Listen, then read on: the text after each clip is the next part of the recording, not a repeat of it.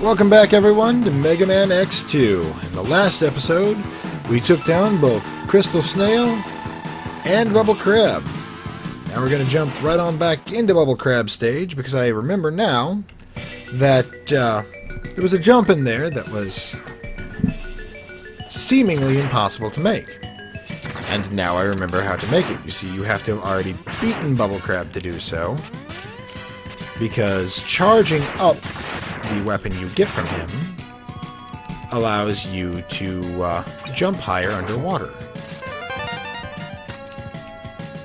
as you are surrounded by a ring of bubbles.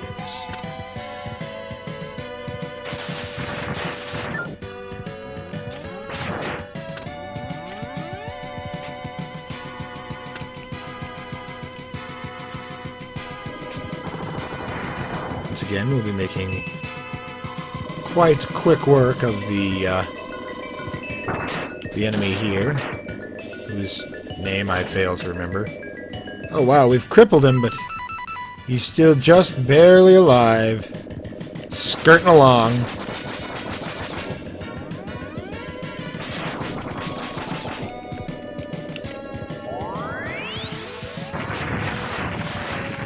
Good night.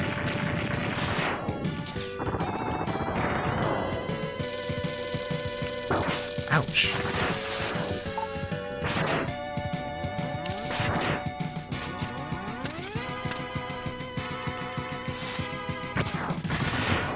There's always got to be that one weapon that if you're fully charged, it stops you.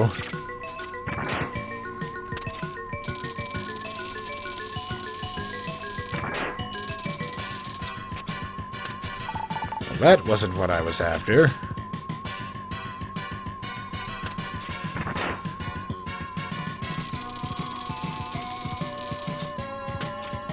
Oh, I forgot that this had a drain per second. In any event, our prize is claimed. And you can see just how incredibly short of a level this can be, if you know what you're doing.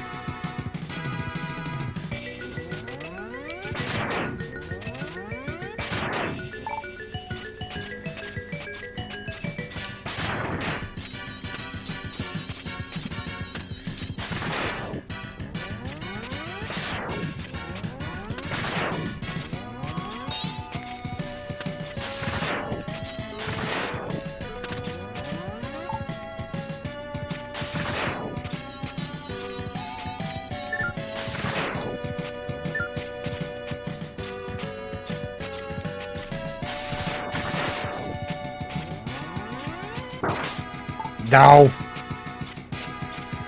Why am I wasting my time here? Out of my way.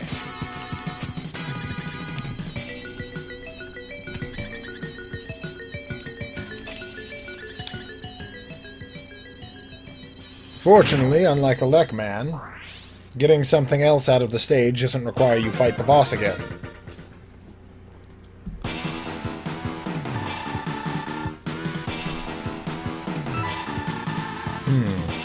Well, with that out of the way, let us move on to the vault. Do I want to go there, or do I want to go here? You know, we'll fight Magna Centipede first. Magna Centipede, who is actually a member of the Special Zero unit, alongside Zero, before he was promoted to leader of Maverick Hunter after Sigma's defection.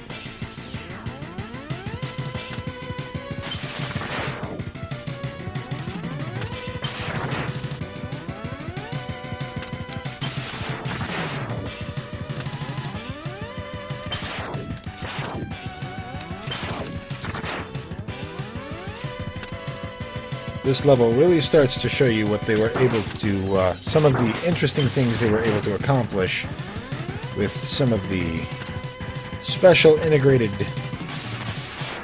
hardware they got for this title.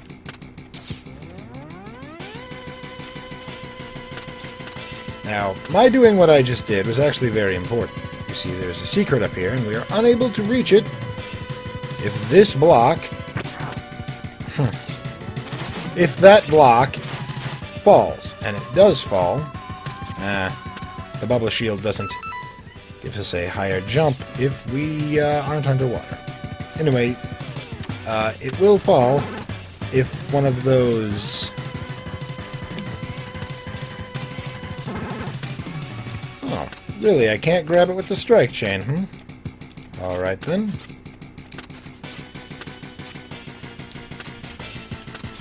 Now, I know there's got to be a way to get to that thing.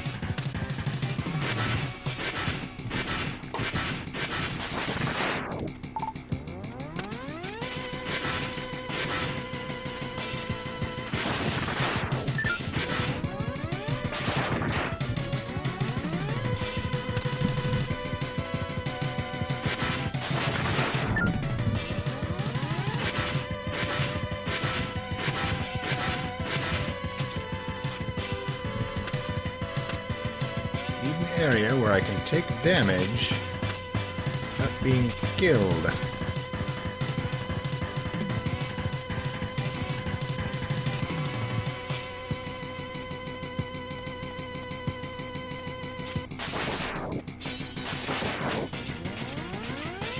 This, by the way, is what I spoke of when I say this level really shows off the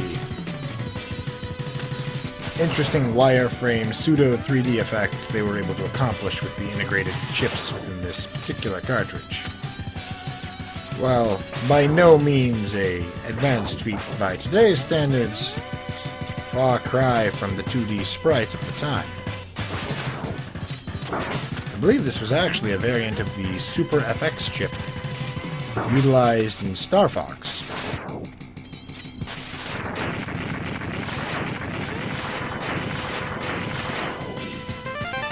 I thought so. We are locked out of going to the prior area. What a pity.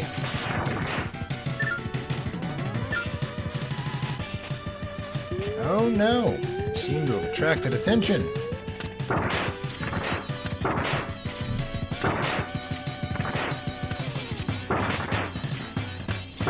Ow, ow, ow, ow. Now, as you can see, given that these falling blocks could easily cut this area off, you have to be very quick to be able to reach the optional X-Hunter arena here. And this enemy, whose name eludes me, will actually become more advanced the more times that little reticle we were avoiding, while simultaneously attempting to avoid the falling blocks, manages to lock onto you.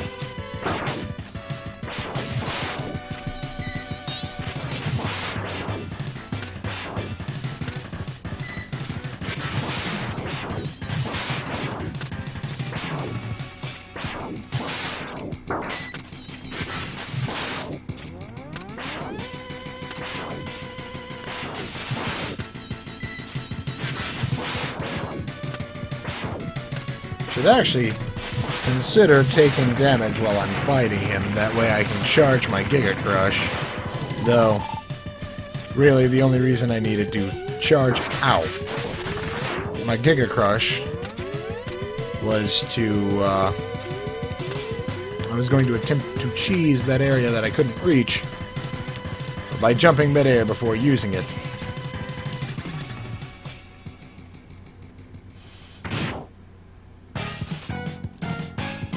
Onward to the ninja-esque Magna Centipede.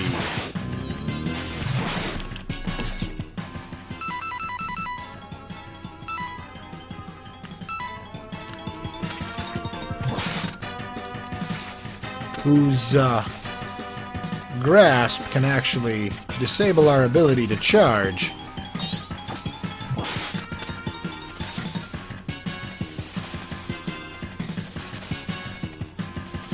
Is this his weakness? No, it doesn't appear so. Actually, I think Silk Shot is his weakness. Yes, I would certainly have to say so, given that his tail is now destroyed. He is no longer able to disable our charging capabilities.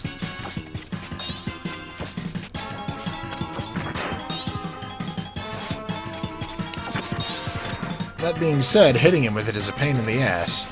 I also just noticed a strange bit of artifacting there with that hitting him.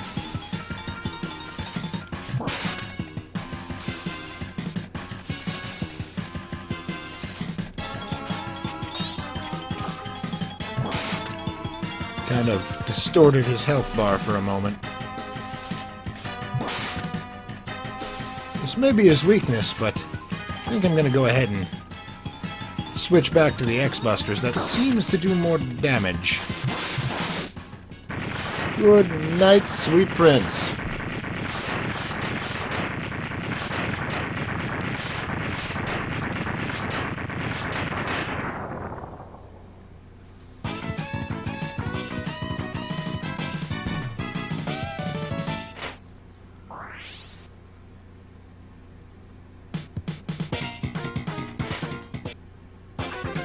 Well, one more Maverick down and one more Maverick to go.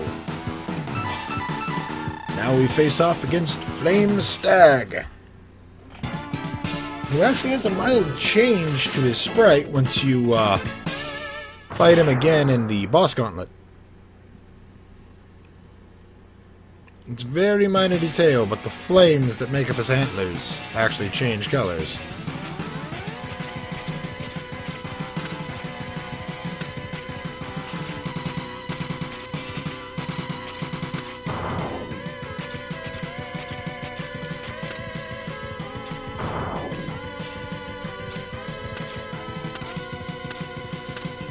I believe the story for why Flame Stag is found here in a volcano is that he's attempting to make it erupt and cause a cloud of smoke that will blot out the sun, or smoke and ash and all what have you that comes with a volcanic eruption. Now don't destroy yourself, buddy. I want that extra life. And you are going to help me get it.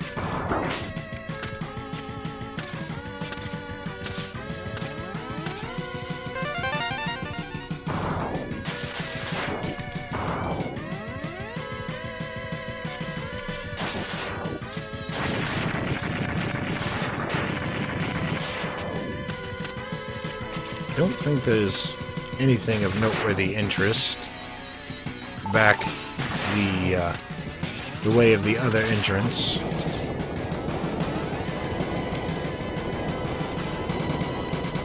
Now, while hair-raising, the lava rising in this sort of gauntlet is actually not an auto-kill. Something I used to get endless amusement out of as a child. The magnet, the charged magnet weapon can actually absorb the particles of this explosion and get quite ridiculously huge.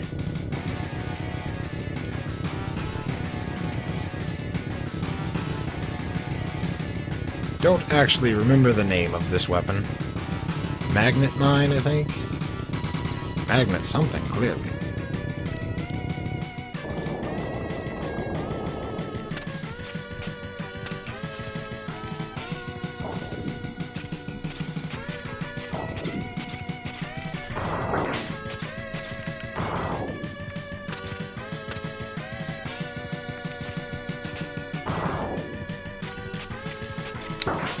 Ouch. Alright, you. Up this way. Come break yourself. This is actually where you'd have to go if you needed to reach the optional X-Hunter Arena. Fortunately, we don't need to do that.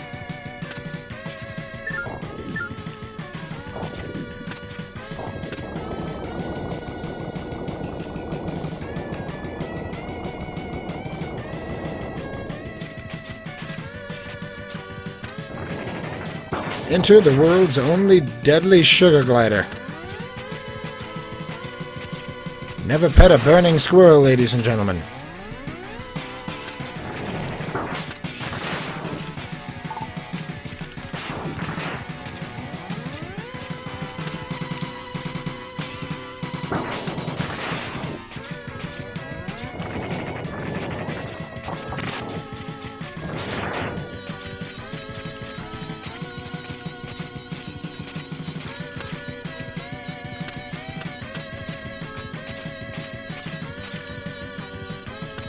Well, with all that out of the way, let us make our way to the boss.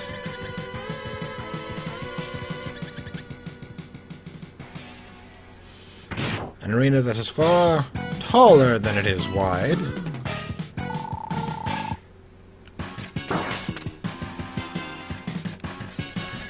The attacks very akin to Sigma from X1. Now, I'm sure we have his weakness, as we have, well, all of the weapons. I guess probably Bubble Splash, yes, given that he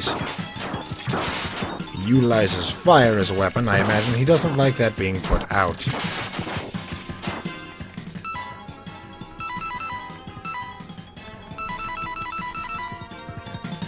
Which, once again, while it deals more damage, or rather, while it stuns him, the charged X-Buster certainly seems to... deal more damage. Seems he can get his blue flames in the original fight, too.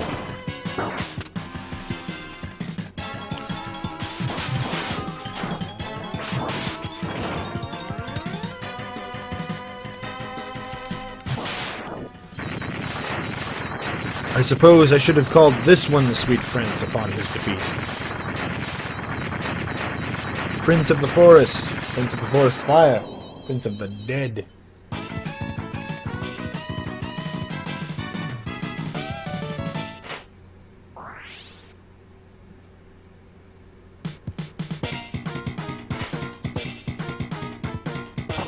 We got Speed Burner. A rather interesting weapon with an even more interesting charge attack.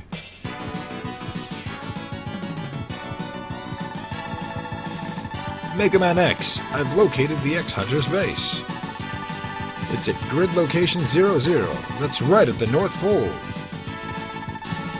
Roger, Dr. Kane. I'm on my way. It'll take some more time to reactivate Zero.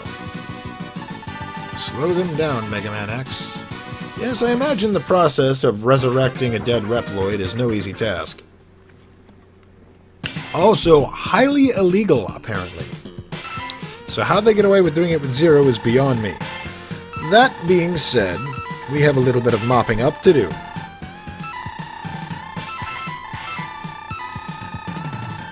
Let us go and get our prize from Magna Centipede stage.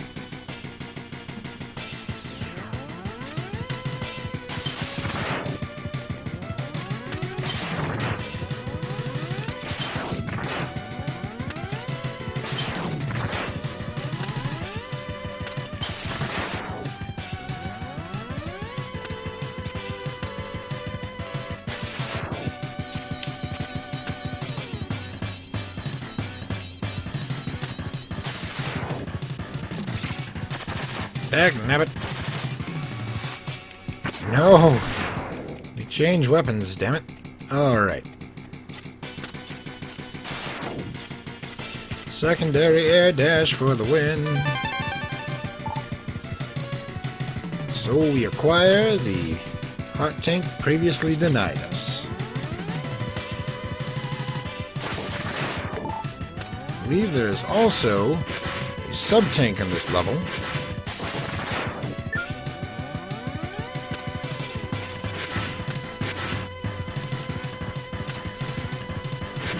Oh no. Oops.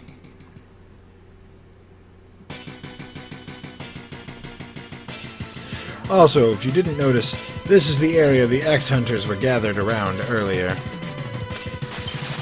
So, much like the opening cinematic of Day of Sigma of Mega Man Maverick Hunter X, They were right under our nose the whole time.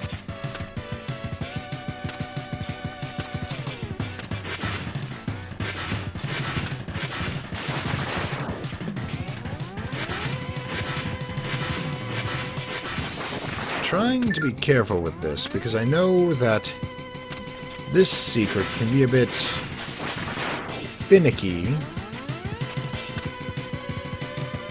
in that I have to ride a block that is heading to the right and then jump off of it before it